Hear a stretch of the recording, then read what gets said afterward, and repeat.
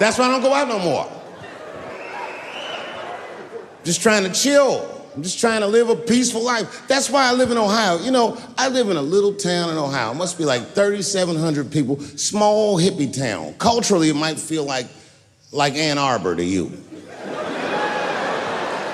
You know what I mean? Just a bunch of hippies and shit like that.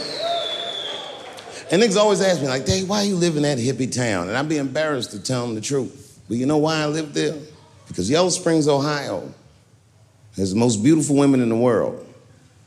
And a lot of people might disagree with me, but you gotta see them for yourself. They're gorgeous. But it all depends on what you're into, you know what I mean? I like white bitches with dirty feet.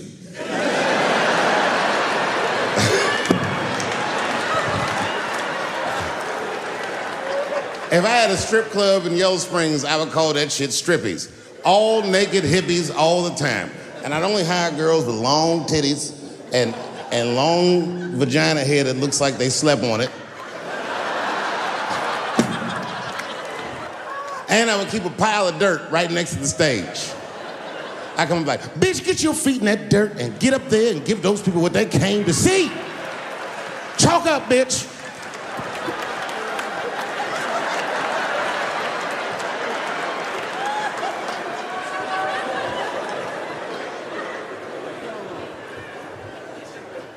A couple years ago, I was in Ohio at a shopping mall. An old white lady, this is true, she was following me around the mall, which sounds paranoid, but I'm sure she was following me. Mean lady, too. You ever see a woman with lines on her face that just tell you, like, even if she smiled, it looked like it would hurt the muscles in her face? I knew she was following me because she was at places that had nothing to do with her. I'd be looking around like, what is this old bitch doing in GameStop and Foot Locker and all the places I like to go? Every time I see her, she'd just be looking at me on me.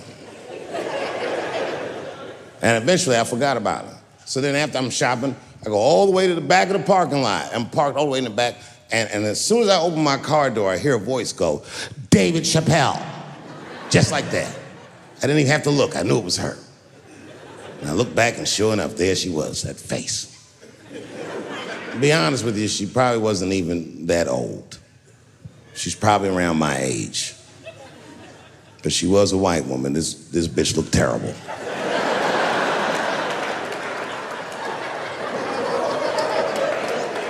Going all the way.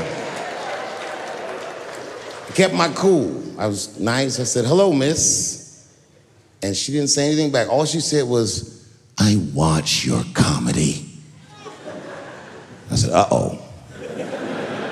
And then she says, it's true, she goes, it sounds to me like you hate women. I said, well, you know what, miss? It's art.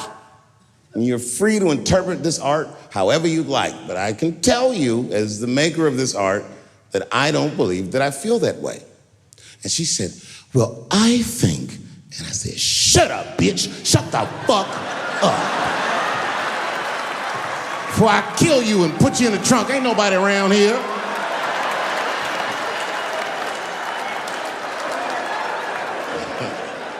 I'm just kidding, I didn't say that. I felt that way, but that's not what I said. I was more clever than that. You know what I said? And this is exactly what I said. I said, miss, before you finish that statement, let me ask you a question. Where'd you see me? Did you buy a ticket to a concert I did? I doubt that. Or maybe you watched one of my specials on Netflix. Or did I follow you to your car and do my act? She said, what? I said, keep it in the comment section, bitch, this is real life. Ta-ta.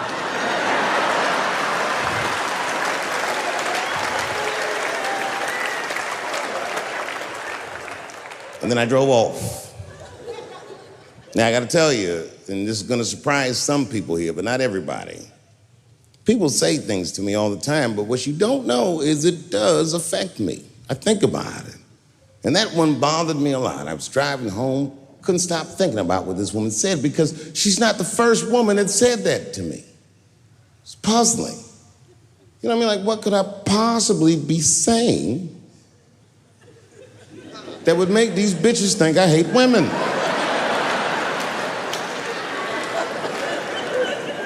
Couldn't figure it out. So you know what I did? I Googled the dictionary definition of a feminist just to make sure I was talking about the right thing. And do you know, sir, what the dictionary definition of a feminist is? I didn't either. Listen to this. Webster's defines a feminist as a human being, not a woman, a human being that believes in equal rights for women. I was shocked that that's what that meant. Because by that definition, I would consider myself a feminist. And I didn't even know that at the time.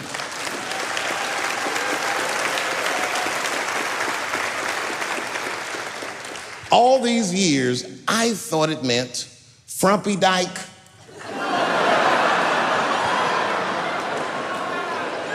Well, that's who's always talking to me, some chick in overalls. Men are trying to rape us. Ah, not you, bitch, we please.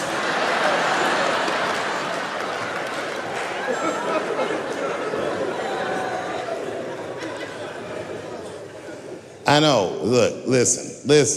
I support the feminist movement, I do, in my own ways. When you guys did the Women's March, I tried to go and support you. And none of my friends would go with me. I asked all the fellas, none of them wanted to go. I tried everything. Come on, y'all, it's gonna be bitches there. They was like, nope. So what I did is I called my friend Ange. Ange is a black woman who's a comedy writer, and she's dope. Matter of fact, she's the only woman that I know personally that pays her ex-husband alimony. And she sounds just like a man when she does it. Fuck that broke motherfucker and all that. She says all that shit. So I hit Ange up, and I hit her on the text. And all I did, I texted her, I said, Ange, are you going to the Women's March? And she texted me back, and this is real text. She said, I hope those white bitches get tear gassed.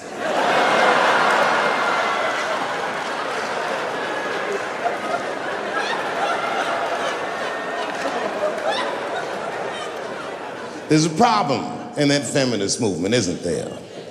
From its inception in America, there's always been a racial component. When Susan B. Anthony was having that meeting and Sojourner Truth's black ass showed up, read your history books. All them white women asked Sojourner Truth not to speak. They didn't want to conflate the issues of women's rights and slavery. But you know how black bitches are. Sojourner Truth went up there anyway.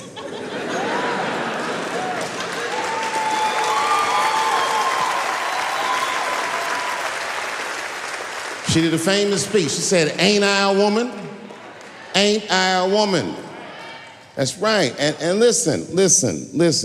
I supported the Me Too movement, but the whole time, I thought that the way they handled that was stupid.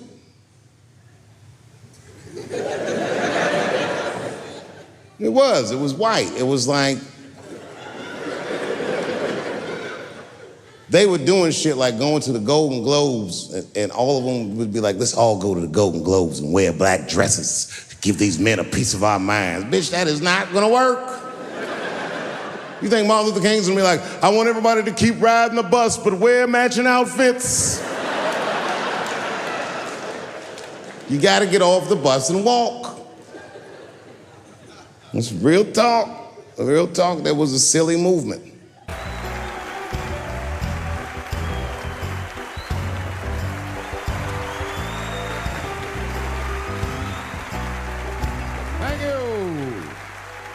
Thank you.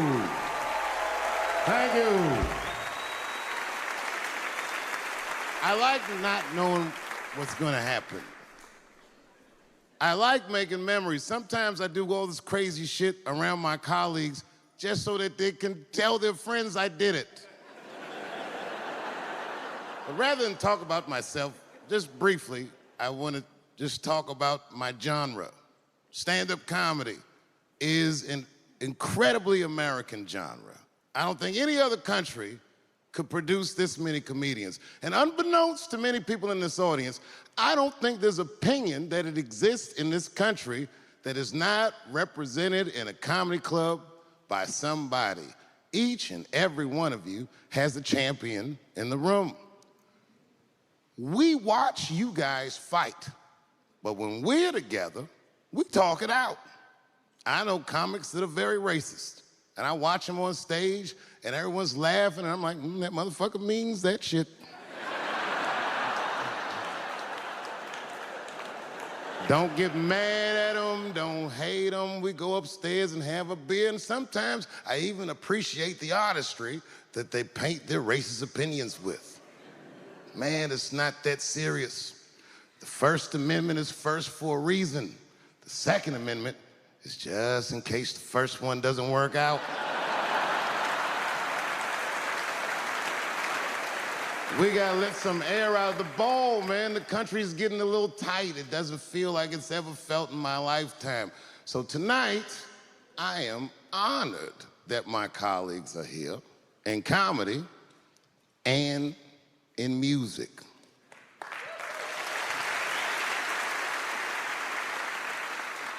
And I want everyone in America right now to look at me. Look at me smoking indoors.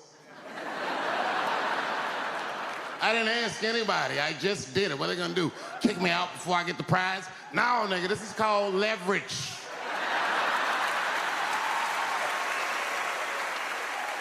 The thing that I liked best about tonight was that I saw so many people from different parts of my life, like friends that I grew up with here in DC, friends of mine from Ohio then and now, friends of mine from comedy clubs, all the fucking musicians that blew my mind. You guys have no idea how you inspired me. I want to give a special shout out to my OG, Tony Woods. Miles Davis has a quote. It's one of my favorite. Miles Davis said so much cool shit, but one of the things he said I always loved, he said, it took me years to learn how to play like myself. You know, he would watch other musicians, and he would try to play like Dizzy or Bird or all the guys who were great. Tony Woods was my Dizzy and Bird if I was a Miles. I was trying to play like you. You were the first person I ever saw do it absolutely right. You were fearless, and you told the truth. There's something so true about this genre, when done correctly, that I will fight anybody that gets a true practitioner of this art form's way, because I know you're wrong. This is the truth, and you are obstructing it. I'm not talking about the content, I'm talking about the art form. Do you understand? Do we have an agreement? And what I really wanted to say tonight, and I'm glad I get the platform to do it, I'm gay. I am gay, and I can't wait to see what this does for my career, being gay like this. So many special shout outs. One of the main architects of the comeback of the century, my brother and my mentor, the mighty Stan Lathan. I never dreamed that I would be able to work with someone as great as you. These last 5 specials, straight fire. I wouldn't want to do another special with anybody else but you. So eat your motherfucking vegetables and live as long as you can, because we doing a few more of these bitches. Neil Brennan, your speech made me cry, because it reminded me of all those hard days of work and all that money I never got for it. The other real special shout out I gotta make, because none of this would have been possible on any level without this person, is my mother. Mom. My mother. Mom. You have no idea what I put this woman through. If you had just given birth to me, that would have been more than enough. But the fact that she raised me and raised me well, we had a real oral tradition in our house. I knew the word griot when I was a little boy. A griot was a person in Africa who was charged with keeping the stories of the village. Everyone would tell a griot the stories, and they would remember them all so that they could tell future generations. And when they got old, they'd tell them to someone else. And they say in Africa, when a griot dies, it's like a library was burnt down. And my mother used to tell me, before I ever thought about doing comedy, she said, you should be a griot. And she'd fill me with every story of black life. You know, she's educated in African American studies, and she would let me understand the context that I was being raised in, that I'm being raised in a hostile environment that I have to tame. By the time I was 14 years old, I was in nightclubs, mastering an adult world. It was terrifying. Crack epidemic was going on, and my mother would hear gunshots outside and be scared to death. Maybe it's my son. But early in my career, if you remember, Mom, you used to sit in the club with me. She'd do a full day of work. You'd be back there falling asleep, just waiting for me to go on. She would watch my show every night. Do you know how long that car ride is home?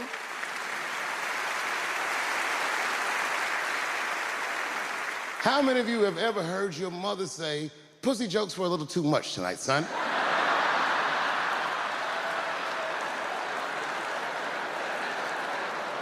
I was a soft kid. I was sensitive, I'd cry easy, and I would be scared to fist fight. And my mother used to tell me this thing, I don't even know if you remember, but you said this to me more than once.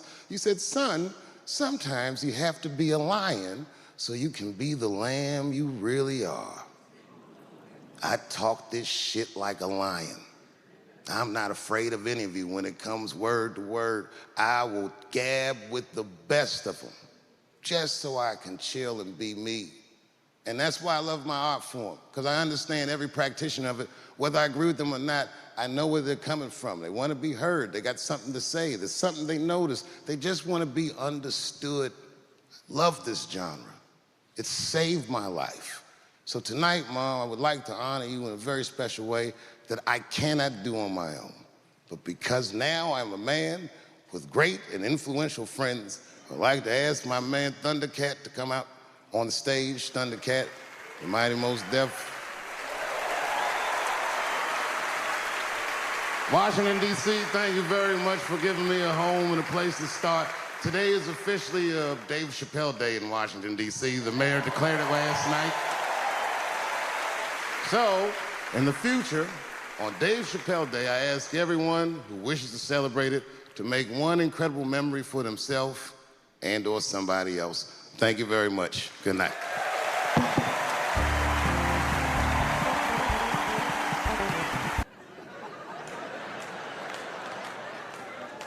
It's tough, man. I don't know what to do about it because I like them. I always have. Never had a problem with them. You know, just fucking around.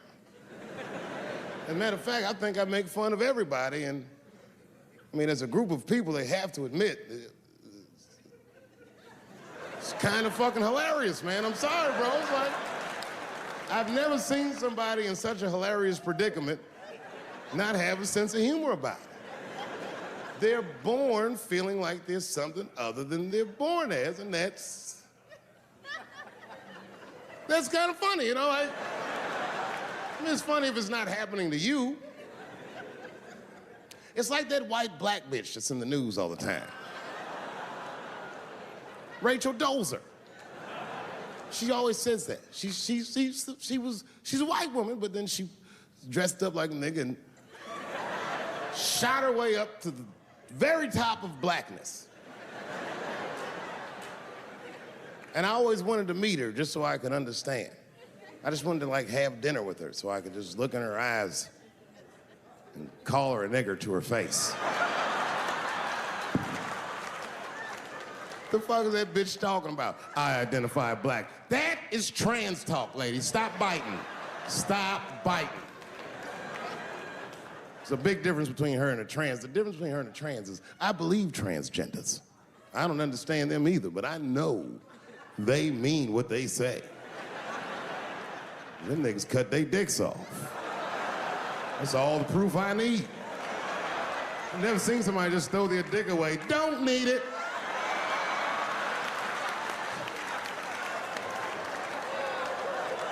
I don't understand, but I believe you and I support your decision, motherfucker.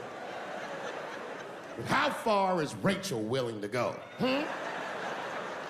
What is Rachel willing to do so that we blacks can believe that she believes she's actually one of us? Bitch, are you willing to put a lien on your house? so that you can invest in a mixtape that probably won't work out?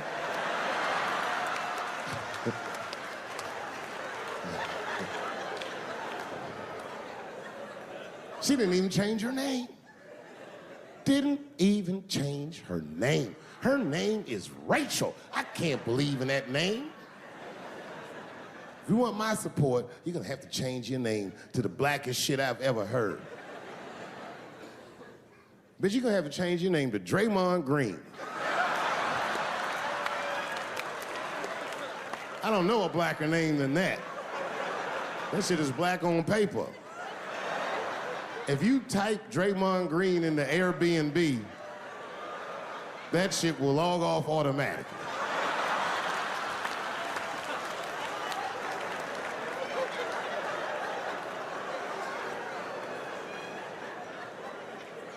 You know, people get mad, bro.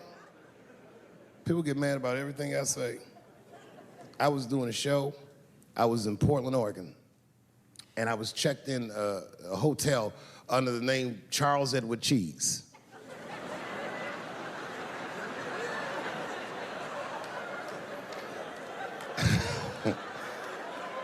I came back to my room late at night, and there was a note. It was like a letter on my desk. It was addressed to Mr. Cheese. So obviously, I'm gonna assume that whoever wrote this letter must be an intimate friend of mine. This is not some kind of name that a person would just guess. But then I open the letter, and it turns out I don't know this person at all. It's a fan letter. You know, I'm not even used to the idea that I have fans, but I'm grateful for it. And even though I'm grateful for fans, I don't read those letters. Be nice if I did, but realistically, it's like, what am I, Santa Claus, nigga? I don't have time for this. Like, got shit I want to do. I'm trying to chill. Read all these dreams and wishes from strangers. But I read it. I'd already opened it. So I just read the whole letter. And you know what, man? Whoever wrote this letter truly loves me. I mean, they were really fucking nice in the letter. And then they described to me what it was like to come to the show, how excited they were, how much fun they were having. And then they said that when I got to my jokes about transgenders, that they were, quote, devastated. Because it turns out that whoever wrote the letter was transgender. Now, I'm gonna be real for a second. As a policy, you gotta understand, I never feel bad about anything I say up here.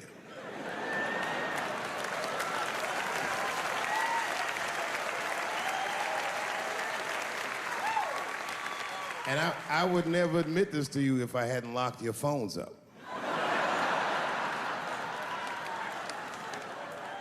But it was the weirdest thing. Like, when I read this letter, this shit made me feel bad. I didn't feel bad about what I said, you understand? I felt bad that I made somebody else feel bad. To be honest, I don't even know what I said that upset that person. I have so many transgender jokes.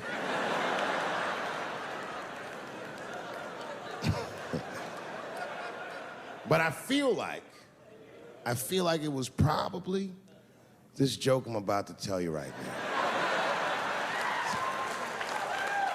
And it's not even that bad of a joke. It's a true joke. I mean, it's not true, but I had read in the paper that Caitlyn Jenner was contemplating posing nude in an upcoming issue of Sports Illustrated.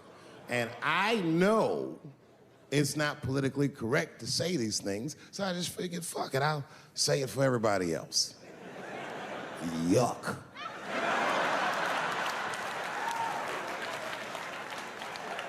You know, sometimes I just want to read some stats.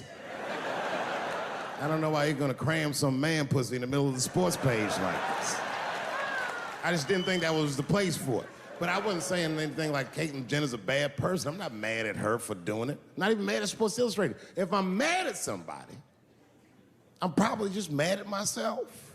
You understand? Because deep down, I know that I am not strong enough to not look at those pictures.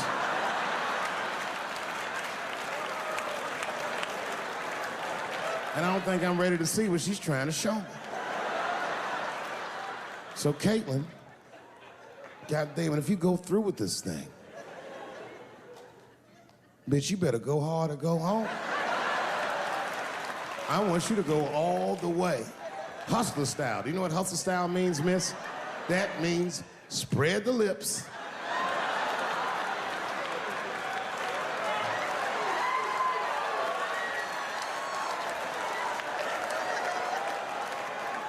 I hope she spreads her lips and there's an itty bitty dick inside. Ah! The show is behind the curtains.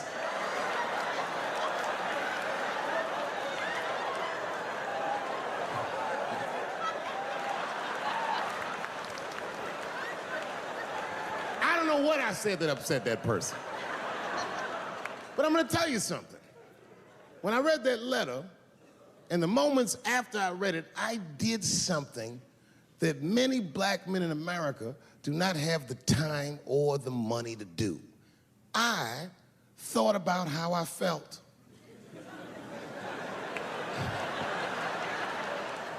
I asked myself a very basic question that I don't think I ever directly contemplated. I said, man, Dave, if you're writing all these jokes, do you have a problem with transgender people? And the answer is absolutely not. The fuck do you guys think I am?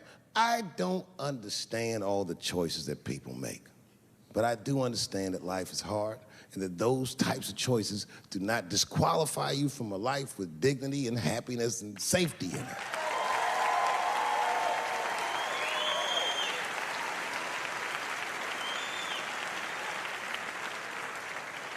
But if I'm honest,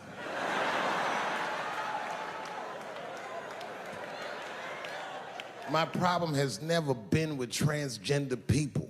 My problem has always been with the dialogue about transgender people. I just feel like these things should not be discussed in front of the blacks. It's fucking insulting, all this talk about how these people feel inside. Since when has America given a fuck how any of us feel inside?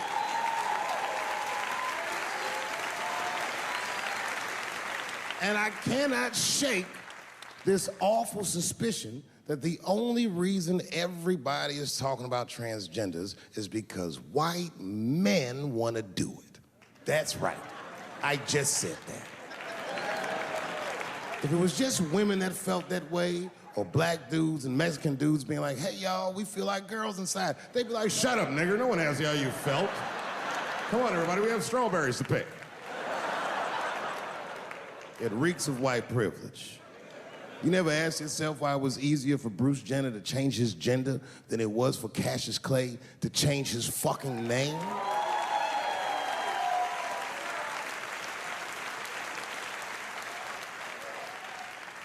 And if I were to be brutally honest,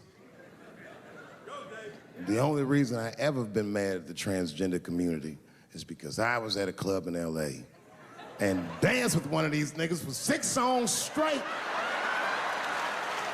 I had no idea. And then the lights came up and I saw them knuckles. I said, oh no! And everybody was laughing at me, hi, world star. I said, why didn't you say anything? And then I heard that sultry voice.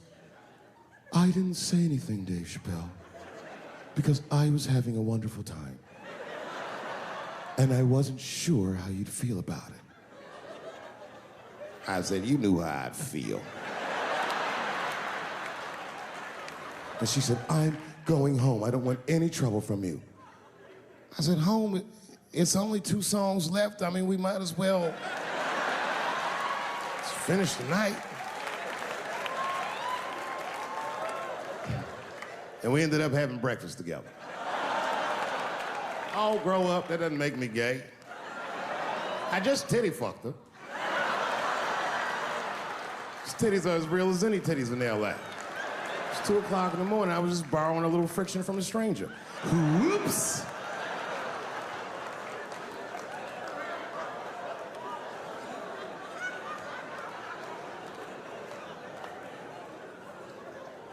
It's the madness of youth. It's the types of mistakes that a man makes when he's young. I wouldn't even know that it's necessarily a mistake. It was a wild night out. But I don't do it like that anymore. I'm old. I'm 44 now. Thanks. It's the first time in my life I've ever started to physically feel my age. It's tough, man. You know how I know I'm getting old? This is embarrassing, but I was in my hotel room. I'm not gonna lie, I was jerking off, and I was really sweating it out. And this is when I knew I was old. I just gave up in the middle, nothing even happened.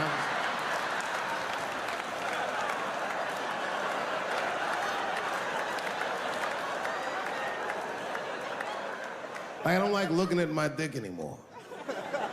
My dick looks distinguished. It's old, an old looking dick. It's got salt and pepper hair all around it. My dick looks like Morgan Freeman in the 90s. Without the dots. My dick narrates. Dave pulled me out and started jerking me around and jerking me around. But not with the same vigor as when he was young. He and I both knew nothing was coming out.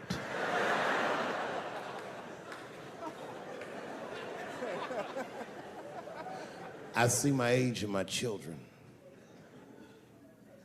I came home from the road, this is not long ago. I've been gone if you can picture, I was gone for weeks and weeks. And when I came back, nobody was home.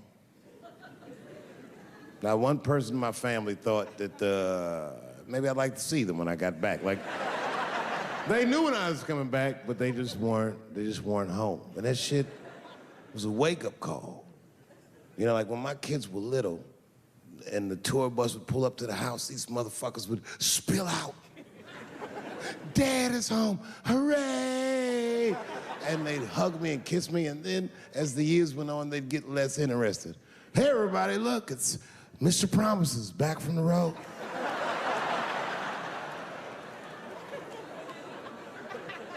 But empty house, that's some cold shit. And I went into my oldest son's room. I was like, hello, hello. He was gone. And I'd never done this to him before, but for some reason I just did it. I just looked through his shit. Just to see who this motherfucker was becoming. And I found these notebooks and I started going through the notebooks and it was all this wonderful poetry in them. Written in his handwriting. I didn't even know this nigga wrote poems. And then I looked through his drawers and I opened up his middle drawer and I found this rolling paper.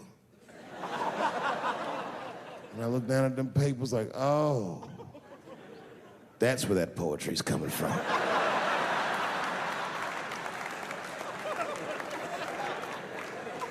And that shit broke my heart. I mean, I smoked weed, but I mourned my son's innocence. And I cried a little bit.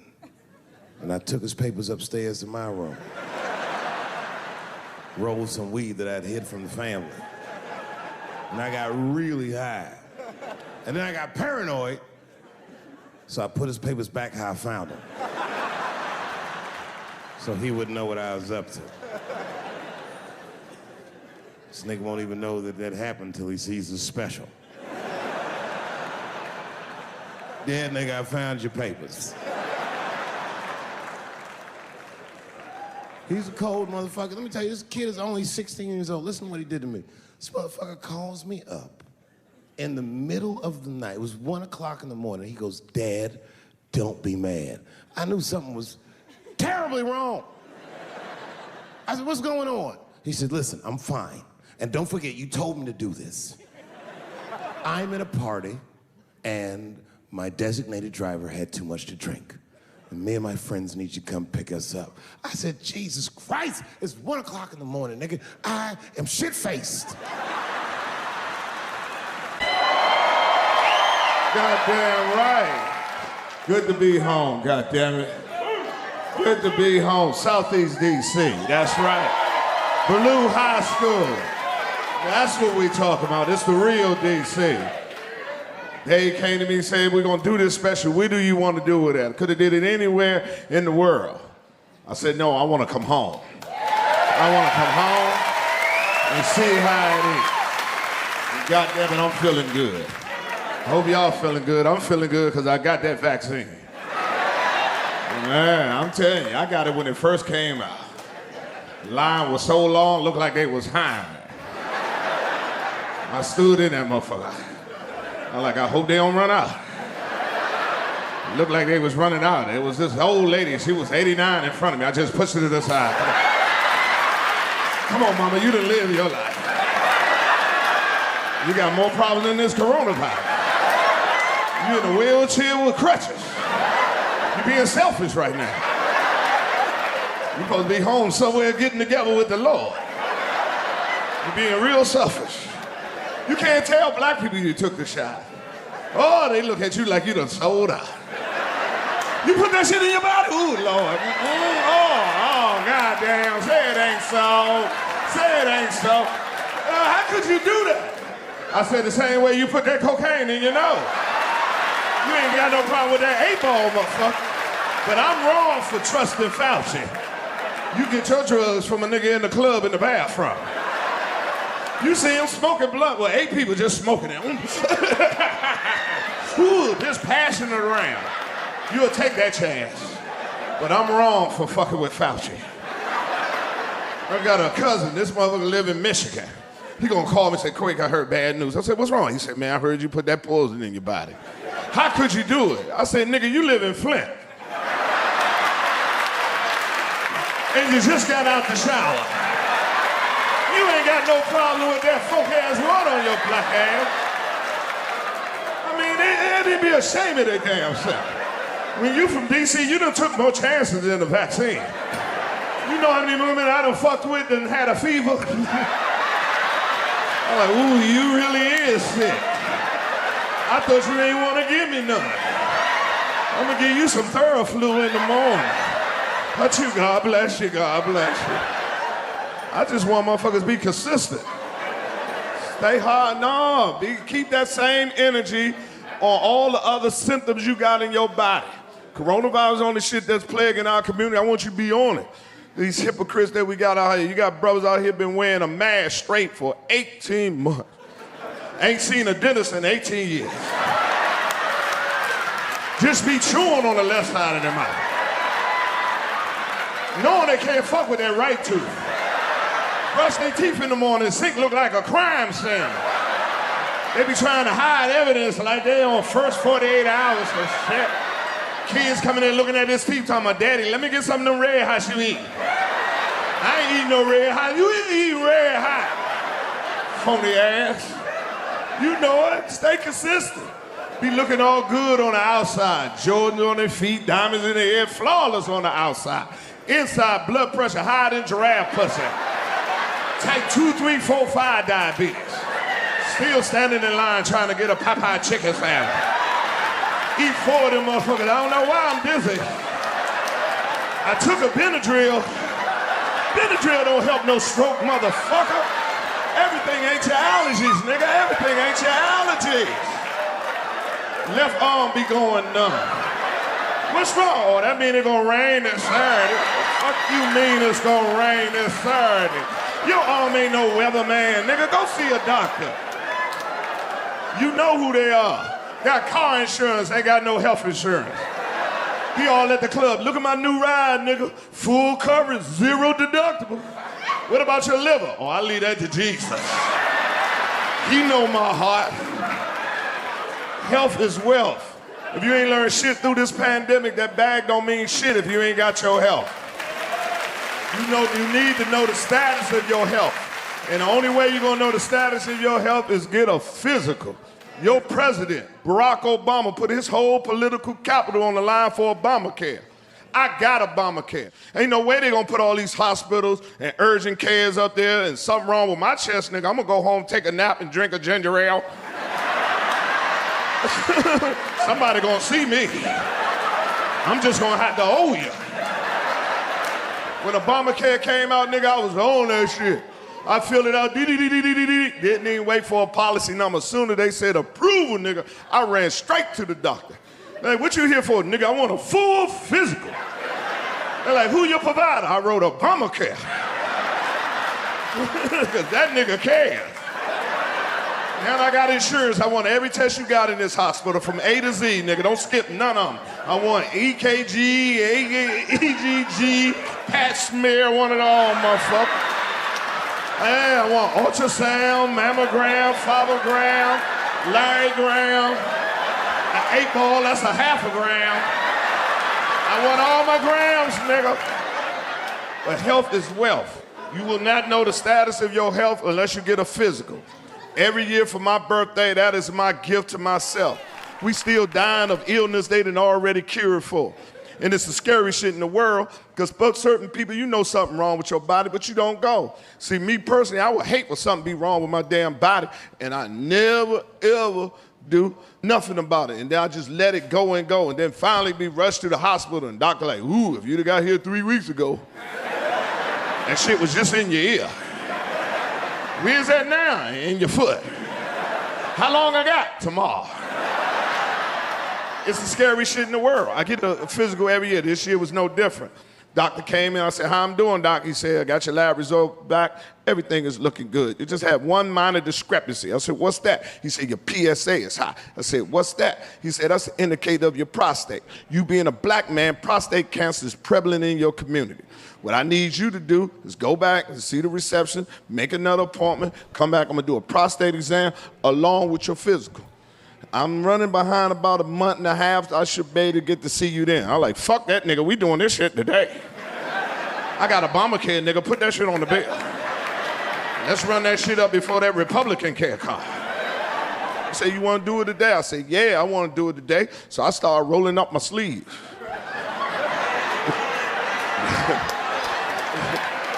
Yeah, he laughed just like that. He said, nah, we don't do no prostate exam like that. I said, how you do it? He said, we do that with a rectum exam. I said, well, I don't think I got that on my Obamacare. I said, I don't think Barack could do that shit to me.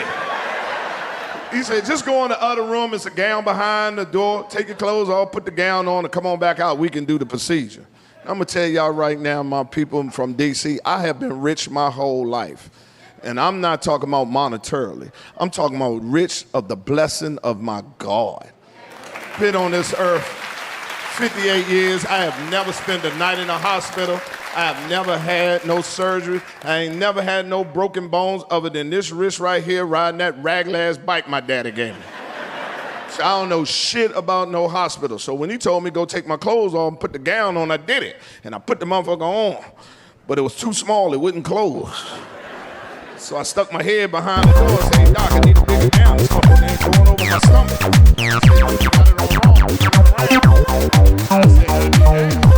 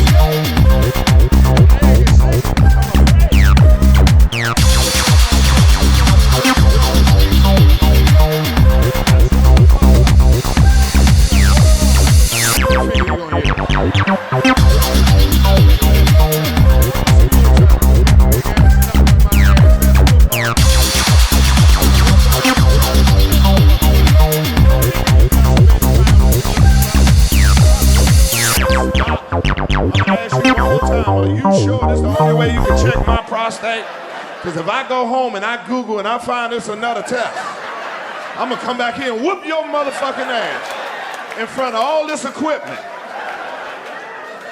So I went on and bent back over. Come on, let's get this bullshit over with. He lifted up my gown. I say, oh shit, it's about to go down. And he lifted it up and he broke me off. I'm like, ooh, goddamn. He said, don't worry, it ain't gonna take long. I said, you ain't got long. Hurry up and find what you're looking for. He kept moving his finger in and out my ass. I said, fuck it, take your finger out my ass. If I got prostate cancer, leave it in there. I'm just gonna have to take it up with the Lord. But you ain't just gonna rotate your finger in and out of my ass like this no more, sir. Take your finger out of my ass immediately, sir. Stop right now. No means no, sir.